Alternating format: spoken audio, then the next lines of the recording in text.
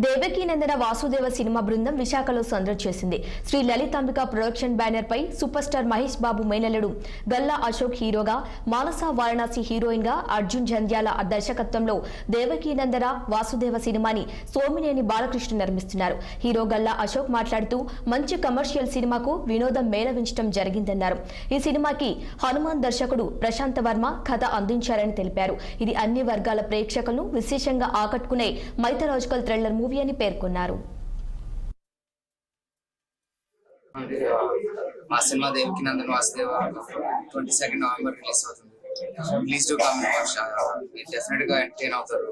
మీకు కావాల్సినంత యాక్షన్ ఉంటుంది, లవ్ ఉంటుంది, రొమాన్స్ ఉంటుంది అండ్ కామెడీ ఉంటుంది. It's proper full meal cinema, proper commercial package. And అలాగే విజయనగరంలో జరిగే ఒక డ్రామా, దానికి మించి ఉండదు.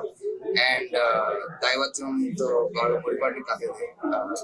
డెఫినెట్లీ అందరికీ నచ్చుతుందని కోరుకుంటున్నాను. సో ముఖ్యంగా ఈ కథలో ఉత్తరాంధ్ర జిల్లాకు సంబంధించి విజయనగరం ప్రాంతానికి సంబంధించిన టాపిక్ తీసుకోవడం ముఖ్య ఉద్దేశం అంటే లైక్ ఇలాంటి క్యారెక్టర్స్, ఇలాంటి కథ ఒక ఊర్లోనే జరుగుతుందని ఒక బిలీఫ్. అండ్ ఏ ఊరు బాగుంటుంది అంటే విజయనగరంలో సెట్ చేస్తే బాగుంటుంది అనేది మన డైరెక్టర్ గారు కానీ ప్రశాంత్ గారు తీసుకున్న డిసిషన్. అండ్ వాళ్ళు చెప్పిన రీజన్ మేము కూడా వెళ్తాం.